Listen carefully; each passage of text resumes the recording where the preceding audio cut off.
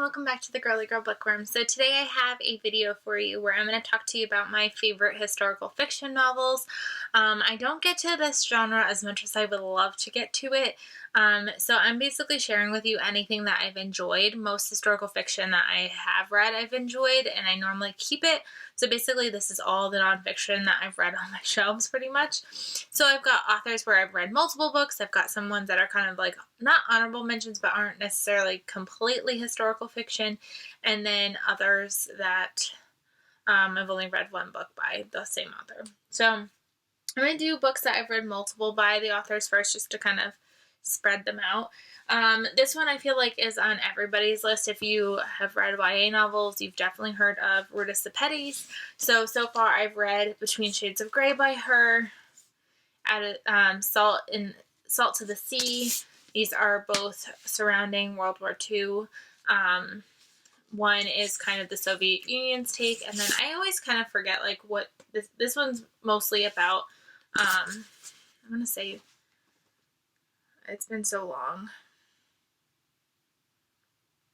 It follows 4 teenagers, and I believe that it's like, it kind of takes place along a lot of areas. So they're refugees who are trying to get on a boat. So they're like kind of World War II stories that you haven't necessarily heard before. They're not the typical like concentration camp kind of stories. And then Out of the Easy by Ruta Sepetys, and this one is my favorite out of the 3. I've not read nor do I own her newest one, but it will eventually probably end up in my collection because I have the rest of them. She is able to write easily to digest historical fiction, so like if you're not a big historical fiction fan yet, I would and you want to try like a YA to kind of lead you into it, I would check that one out. Then Diane Chamberlain does not always write historical fiction, but she does dabble in it a little bit every now and then. So I would check out Necessary Lies. This takes place in 1960 in North Carolina. It has to do with the Department of Public Health and really like controlling pregnancies and things like that. This woman is a social worker, and she encounters a family that she kind of feels like she realizes things are not maybe as good as they seem in the social work world. So yeah, I enjoyed this one. This is A Stolen Marriage, and this one has to do with, it's in 1944. She marries a guy, and then she realizes things are not as what they seem, but it also has to do with the polio epidemic. So definitely check that one out. And then this one is mostly in the future-ish setting. This one takes place in 1970, but she time travels to, I believe, like 2001 or something like that. So a little bit of historical fiction, not a ton, but it's still fun. So I figured I'd grab that one out. Another one that I kind of considered like kind of historical fiction, because half of the story takes place in present time and half the story takes place in the past. So it kind of gives you the both, which is kind of nice if you are not a huge historical fiction fan, so that way you can get it kind ofly, but not like fully immersed in it. And that is Rachel Hawk. So I have The Writing Desk, which does that. The Wedding Shop does that. The Wedding Chapel. The Love Letter. The Memory House. And the one that started it all with me with her is The Wedding Dress. So all of these books take place half in present time and half in the past. So I find that really fun and really entertaining, because then you want to figure out how the past is going to line up with the future and how are they going to connect. So I find these a whole ton of fun. Kind of Christian fiction-y, so if you're not into that, that's probably not going to be the series for you, but I love those books, and there's some romance involved, and I really like those books. So I've had to put her, even though she's not a completely like historical fiction author. Then this is a series that I still have to get to book 3, but so far I've really liked the first 2, and that is The Girl Who Knew Too Much and The Other Lady Vanishes by Amanda Quick. These take place in the 30s in California, Hollywood area. There's mystery and intrigue, and I really enjoyed this series. I know that this series is not for everybody. Not everybody loves it, but I love that time frame, so definitely I love these. Then I've also read 2 by this author, and I'm really interested in reading more by her. Like, I have them all in my, like, want to read list on Goodreads, but for some reason, whenever I purchase books, I never give in to them. I don't know why. And that's Michelle Moran, and I've read Nefertiti by her and Cleopatra's Daughter by her, and I really enjoy these. These were obviously Egyptian historical fiction, which you don't typically see. I feel like you always get, like, Roman, or you get World War II, but these were Egyptian ones, which I really, really enjoyed. So I would love to try more books by this author. I just need to finally, like, suck it up and find them and buy them. So really like this author. And something different if you're not really wanting that World War II or that Roman type of story. Or English history. I feel like that's a big one.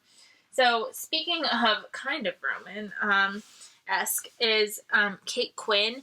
Everybody has known her lately for the Alice Network and The Huntress, which I don't have yet. I'm surprised I don't have that one yet, which are kind of World War II-ish inspired. This one also is World War I inspired stories. But I've loved her since I was in college, I guess. So like 10 years ago, I think I picked up my first book by her, possibly.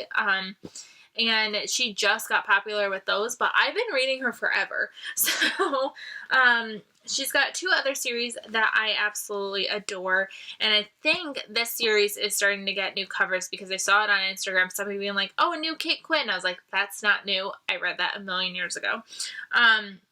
And that is the Mistress of Rome series. They are kind of more-ish companion novels, but I like to read them in order of time frame. So I actually started with Daughters of Rome first, and then read Mistress of Rome, and then Empress of the Seven Hills, and then The Lady of the Eternal City. So these, like I said, are Roman-inspired. They're when the emperors were around, and I really, really enjoyed this series by her. So in addition to the ones that she's being famously known for now. And then I also read the Bourgeois series by her, which I want to say The Serpent and the Pearl came first, and then The Lion and the Rose. And these books take place during the Renaissance period, and I liked these. I liked the Roman, the emperor time frame a lot more than I liked these, but I still enjoyed these. So if you are interested in Kate Quinn, definitely check out her other stuff too, not just her new stuff. Her old stuff was fantastic as well. Like I said, I've been reading her for years before those even became a thing. So again, there's some Roman there, there's some World War II, so she kind of has a lot to offer as an author. And then, I don't even feel like I need to say her, but Philippa Gregory. I've read The Other Boleyn Girl, and the Cousins War series, which is The White Queen, The Red Queen, The Lady of the Rivers, The Kingmaker's Daughter, and The White Princess. The only one I have left, which is why I haven't started any other books by her yet, because I feel like I need to officially finish this series before I buy more, and that's The King's Curse. The King's Curse. For some reason, I just cannot get myself to pick this up, probably because it is literally massive. Maybe this winter, when I just need to snuggle in, I will finally finish the series. But yeah, I feel like I don't need to say too much about her because I feel like she is just the historical fiction, like, queen. So I'm not going to talk too much about her. Now, the rest of the books are books that are standalones or books that I've only read one book by that author. So I felt like they deserved a mention as well. So I've got The Wife, the Maid, and the Mistress by Ariel Lawson. This is a book that takes place in the 1930s in New York. And this follows the murder of Judge Crater. And they follow the 3 perspectives of the wife, the maid, and the mistress, trying to figure out what happened to him. This is kind of based on true story where Judge Crater was murdered, but nobody really knows what happened to him. So this is kind of like a, maybe this is a possibility of what happened. And I really enjoyed this book. Like I said, I really like the 1920s. I really like the 1930s vibe. So I really enjoyed this one. Another Woman's Husband by Gil Paul. This is kind of similar, where it kind of follows two timelines, one that's kind of current and one that's not. So it follows in 1997 and 1911, so kind of current, but not really. One woman is following Princess Diana's car when it crashes, and the other one follows somebody who is possibly, she's really famous, Wallace Warfield. She's really famous because of her involvement with the throne, as you can say. She really gets invested in the Prince of Wales. So follows both of their storylines and how they obviously eventually interconnect. Then we've got The Lovely War by Julie Berry. I did not love this one as much as I wanted to. This is historical fiction set during the war, mostly during World War II, and it has to do with Greek mythology, which is fun. Then I've got Next Year in Havana by Chanel Clayton. This is another one that kind of follows present day and past day. There is a new book out, which is what happened in Cuba, I think. No, When We Meet in Cuba. No, When We Left Cuba. I can get that straight. I haven't read it yet, so that's why I'm not counting it. It's actually right here. Haven't read it yet, but I really enjoyed this one, which obviously historical fiction having to do with Cuba, which is definitely, again, not a typical like World War II story or a story that we all kind of have been involved with a lot. So it's kind of takes a new twist on historical fiction. So I liked that one. On a Cold Dark Sea by Elizabeth Blackwell. This has to do with the Titanic and three women who kind of find their way on the Titanic when it goes down. So again, another story that we don't hear too often of, and I really enjoyed this one. Lilac Girls by Martha Hall Kelly. I feel like I don't have to talk too much about this one because this one has been all over BookTube for years at this point. And again, it follows some women during that lovely World War II-ish time in 1939. So like kind of like that kind of start of World War I-ish, World War II-ish time frame. So I don't know why I said World War I, World War II, but still follows three women and their involvement during the war. So I liked this one as well because you have to have at least some World War II historical fiction in here, right? The Home for Unwanted Girls by Joanna Goodman.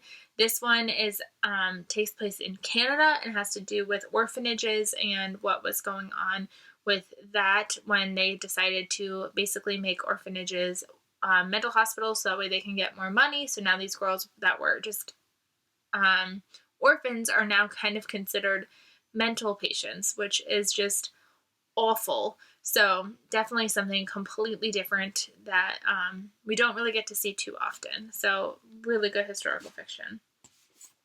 Then we've got The Orphan Train by Christina Baker Klein, and this also kind of takes place with like a current time frame and a past time frame, and they're taking a look at this orphan train in between 1854 and 1929. There were things called orphan trains, which basically were like collecting kids, and then they would drive off, and then they would like stop at places and try to like almost like auction off these orphans, and it was awful.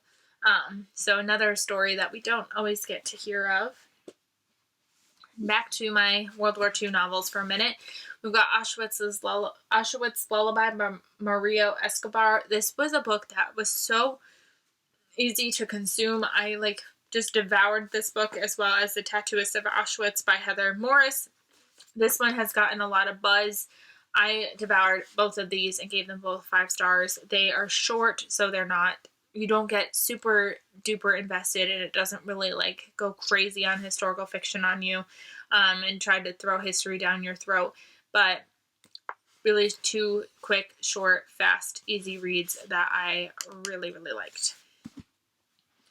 And then this is The Masterpiece by Fiona Davis. I want to read more books by this author.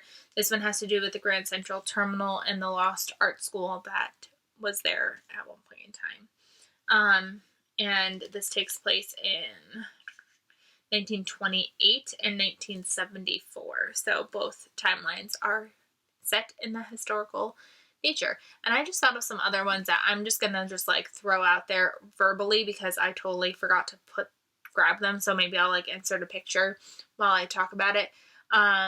There's 100 Summers by Beatrice Williams, which I loved. 5 stars. Takes place with summers and friendship and love, and I really enjoyed that one. Obviously, The 7 Husbands of Evelyn Hugo, big popular one right now. So I don't feel like I need to talk about that one at all. I did not like Daisy Jones and the Six, so I'm not bringing that up. Then there is the Bright Young Things trilogy by Anna Godberson. I can't believe I have so many more historical fiction books that I totally spaced out on. I apologize. This, I believe, also takes place in like the 20s area of time. Born of Illusion. That was a really good, fun YA duology.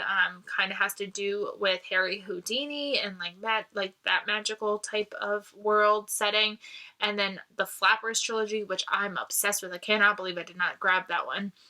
By Jennifer Larkin.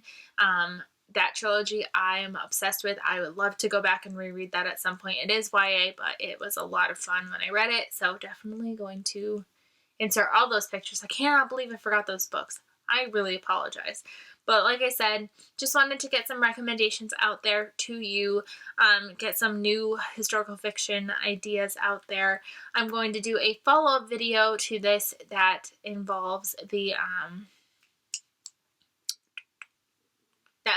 books that I have on my shelf that are historical fiction that I want to read that I can't wait to get to kind of add some more recommendations to your plate. So I hope you guys enjoyed.